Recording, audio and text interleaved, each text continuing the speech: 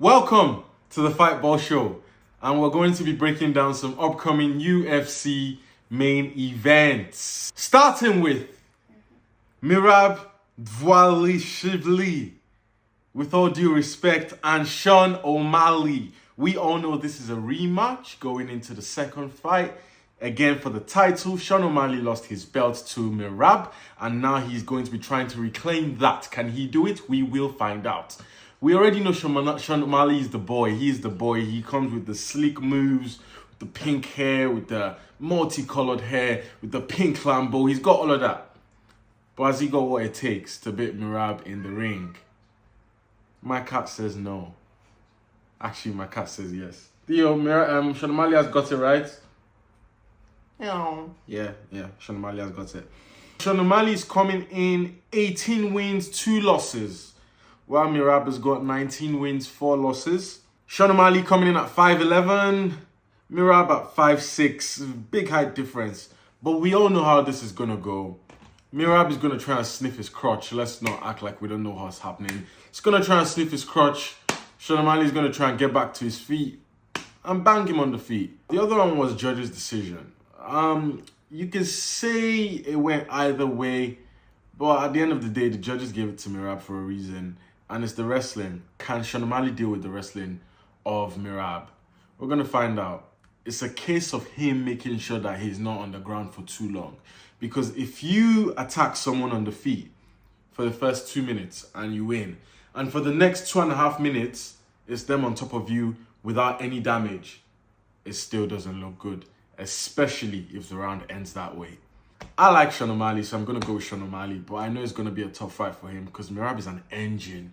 He's a bloody engine. Bro doesn't stop from round 1 to round 5. And Sean O Malley pieces everyone who he fights. He makes them look ordinary because he's so slick. He's got amazing footwork. But again, it's just that wrestling and that pace, that continuous pace. In his training camp, he's really going to need to drill and get someone who can, mirror what Merab looks like, even though you can't really do that. It's always different in that cage. But I do think Sean O Malley, if anyone, has what it takes to do, but it's not going to be an easy fight. Moving on to the next one. Upcoming UFC main event 2. And we've got the Nigerian Nightmare, Kamaru Usman, former welterweight champion. Is he 2-time? He is? Is he 2-time, Theo? Come, you're featuring too much not to actually. This is Theo. This is the man who you guys are hearing, the young kid. Say hello. Yeah. So you have got Kamaru Usman, the Nigerian Nightmare, against that bodybuilder. What's his name? Joaquin Buckley. Joaquin Buckley is one of those athletes that could have done anything. Could have been a basketballer, could have been an American footballer, he could have been a golfer, could have been anything. He's just one of them athletic Americans that found himself in the UFC. Similar to Kevin Holland. But yeah, Joaquin Buckley is one of the... Oh my God. I'll be honest, he's improved. At first, he was just that big guy, muscly guy that got tired after first, second round. But since that spinning kick, he's actually improved. You have the fact that Kamaru Usman is old. I'll be honest, I'm a big Kamaru Usman fan. You have the fact that he's old. He's not fought in over a year. And then you have Joaquin Buckley, who's probably at the peak of his career right now in terms of where he's been. He's probably at the best he's ever been. So what does that mean for this fight?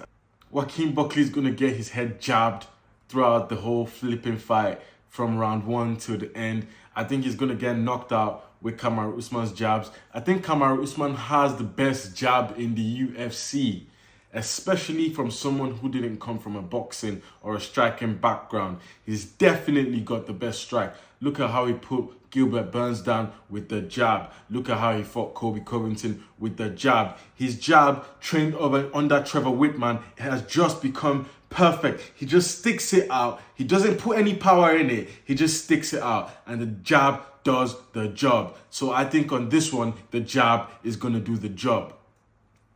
Yeah, Kamaru Usman's a wrestler. Joaquin Buckley can wrestle. He keeps talking about Kamaru Usman's knees. Yeah, and with them same knees, he's going to stand up and box his face up.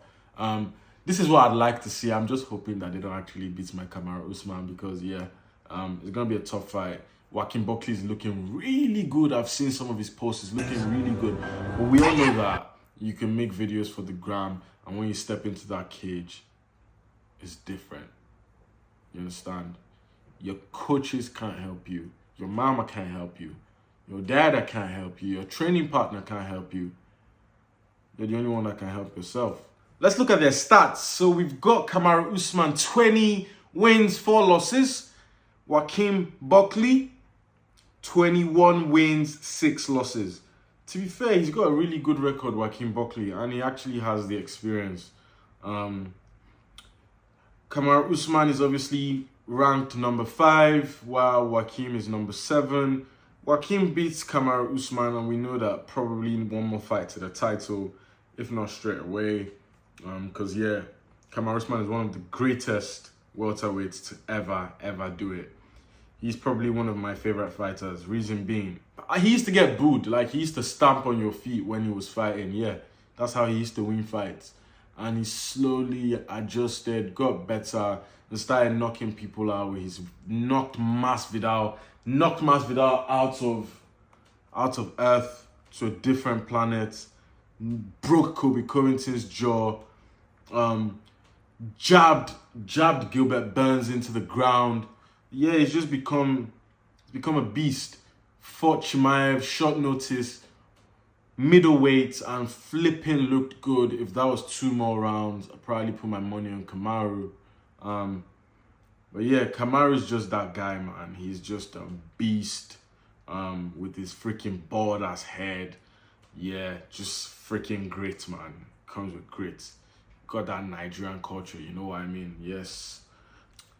I seen him on Instagram. I seen a lot of his posts. He was doing some spinning kicks, and I don't know whether he's practicing for Kamaru, but bro needs to stop it right now because, yeah, that just looks like some Instagram real stuff, man. He needs to start training for real, yeah? And stop trying to chase aura. He's aura farming, like they say. Bro is a farmer, man. He's aura farming. But yeah, on a real one, it's going to be a difficult fight because Joaquin is very energetic. And when I say energetic, he has got energy for days. Kamaru Usman is going to need to contain that within round 1, which he can. It might phase him a little bit because Joaquin is going to start on the front foot. He's going to start on the front foot. It might phase Kamaru a bit. But once Kamaru is able to control that energy and that burst and gain his, you know what I mean, read the game and gain his composure, that's the beginning of the end for Joaquin Buckley.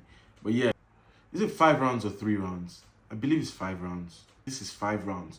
If it is 5 rounds, definitely my money is on Kamaru Usman. He knows how it goes. It's just like the same format as a title fight. You know, been there, done that. This bodybuilder has got too much muscle to even, like, you know, his body needs all that oxygen to keep those muscles going. Before you know it, lactic acid has built up. Bro is catching cramps in round 3, and that's probably what's going to happen. But yeah, enough trolling on Joaquin Buckley. Bro is a real fighter. But yeah, man, I just got to stick with my Nigerian bros. Right, we're about to talk about the biggest joke in the UFC right now. The biggest joke in the fucking... This guy is a sore loser. This guy is a sore loser, can't take a loss, shouldn't be in this sport, is another definition of an athlete that found himself in the UFC and could have been a basketballer, an American footballer, in fact, should have been a freaking American footballer. And his name is Jamal Hill. Jamal Hill got knocked the the bleep out of this of this universe and had the audacity to say that he wasn't fighting. He stopped the fight because he had kicked Alex Pereira in the nuts, and he stopped the fight. Bro, you kicked Alex Pereira in the nuts. Alex Pereira got kicked in the nuts. He's the one who got kicked in the nuts. He told Herb Dean, allow it. Let's keep going. You saw that. Let's keep going. He times you 1, 2, 3 seconds after. Brother, what are you still waiting for? Talk to me. Talk to me. To make things worse, to put a stamp on it, Jiri Prohaska. Jiri Prohaska. Put a stamp on it as well, bro. Like, just take your L. You're in a game of L's. Taking an L in a UFC is not a big deal. It's not, because no matter who you are, as long as you are not Khabib Nurmagomedov, you will take an L. And take it with your full chest, man. It's okay. You've beaten so many other men. What's wrong with getting beat? There's nothing wrong with getting beat. You get paid for it. Okay? So take your L, Jamal Hill. And don't take an L and come out here and start saying you weren't ready, you thought the fight was stopped. That makes you the biggest joke. That makes you the biggest joke. And that's why I've introduced you as the biggest joke. And now you are the biggest joke. Yes, Jamal Hill, you. For real, man. Don't do that next time. Yeah, Jamal Hill and Khalil Rountree. Obviously, I've introduced him as the biggest joke. So you obviously know I want Khalil to absolutely use them elbows, them disgusting Muay Thai kicks to finish him. Khalil is a beast. Yeah, the fight against Pereira didn't go well, obviously. But the first 2-3 rounds was looking really good. But that guy is just Thanos, man. He's not normal. He's not from Earth. He's a different beast. He's not even... He's an animal, bro. He's got the silencer, the eraser, whatever you want to call it, the Tipex. He's got he will cancel everything you've done with one flipping punch, bro. Yeah. But in this one, I'm hoping Khalil can get it done. And yeah, that should be a really, really good fight. That's one of the interesting ones I'm looking forward to. Because Khalil is actually big, but he's stocky. He's a bit shorter. While you got Jamal Hill, who's just like a massive cow. Like I said, he's just one of them, just those Americans that are just huge, triple baggers and shit like that, you know? You know what I mean? But yeah, Khalil is one of them guys. Jamal Hill is one of them guys. And I'm looking forward to him getting knocked out again. That'd be nice to see. Hopefully he can accept his L this time. Yes! Ilia Topuria versus Oliveira. What's his name? Michael Oliveira? Is it Michael Oliveira? Charles, oh my God. Bleep, that's not going online. Yes, we've got Ilia Topuria versus Charles Oliveira. This one is one that is just a banger of a fight. It's just amazing. Like the UFC is the shit. You can't get this anywhere else. You've got Ilia Topuria coming up to lightweight versus one of the GOATs of the UFC, one of my favorite fighters, Charles Oliveira. De Radage. Yeah, I love that guy so much, man. And this is why this one is hard for me to pick, because forget who I like, Charles Oliveira is one of the best fighters in the UFC, and same for Ilia Topuria. Ilia Topuria's striking, boxing to be precise, my God. I tell you now, without even feelings aside, if that guy catches Charles Oliveira, he is going to bed. If that guy catches anyone, they are going to bed. He throws each combo with the full body weight in each punch. That's why when that guy catches people and they sleep, it don't look normal, bro. It don't. The brain shuts them off ASAP. Emergency. Intensive care unit. Straight. It saves them. It shuts them off. The brain shuts that body off. Because if they stay alive, they will go into a freaking seizure straight away. They would go into, if they stayed alive, it's straight into a seizure. The power that guy uses to hit is not normal. His movement, his head movement is slick. It's like, bro, where have you been all this while? Why have I not been watching you? Like, bro slept Max Holloway, pointed to the middle of the damn octagon and freaking slept him. Who sleeps Max Holloway? Like, come on. Yeah, but that's one I'm looking forward to. I think the chin of Oliveira doesn't fare well against this fight because he's likely to get caught, especially with the way he fights. He's likely to get dropped. If you get dropped against Topuria, you're probably going to sleep. But then you've just got that Oliveira factor, man. And the fact that Oliveira is probably going to be bigger. He's got the ground game of the elite of the elite. Mind you, Topuria has the ground game of the elite, and that's what's scary because he doesn't even use it. Deep that. He's got the ground game of the elite, but he doesn't use it. It's one of them guys like Gaethje. Gaethje's wrestling is top notch, but bro just likes to stand and bang. But yeah, this is going to be an interesting one. If I had to put my money on someone, I absolutely love Oliveira, but I'm going to go with Topuria because I just think his hands will catch Oliveira, and I think it's night-night. I just think it's night-night. That guy, if he catches you, I'm so sorry. It can't go well. It just can't go well. But yeah, that's going to be a really good one. They are going to be fighting for the lightweight title. That is crazy.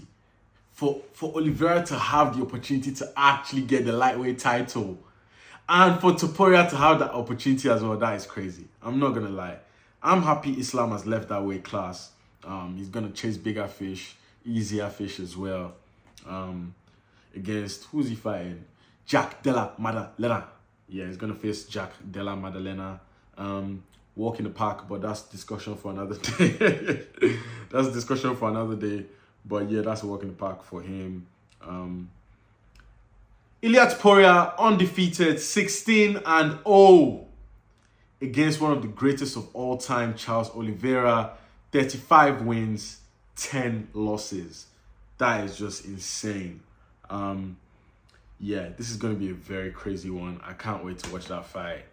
I just have to put my money on. I will have to put my money on Ilia Topuria because, like I said, his head movement he's punching. I think his striking is going to be too much. I think the fight is going to take place on the feet, which is where he has the advantage. Don't get me wrong. If he sleeps up, he will go to sleep. I swear down, he will go to sleep. And I think people sort of underestimate his ground game because we've seen him against Islam.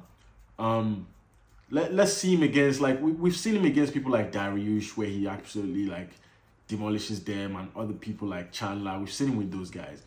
But we need to see him now with a different beast, someone who beat Volkanovski. I don't know if you know what it means to beat Volkanovski, but yeah, Volkanovski is a top dog. But yeah, it's going to be an interesting one. I can't wait to see this. I'm sure you can't wait to see this. Tell me who your money is on, and let's take it from there. Thank you guys so much for watching. Like, follow, and subscribe for more content like this. And let me know what you think in the comment section. See you next time.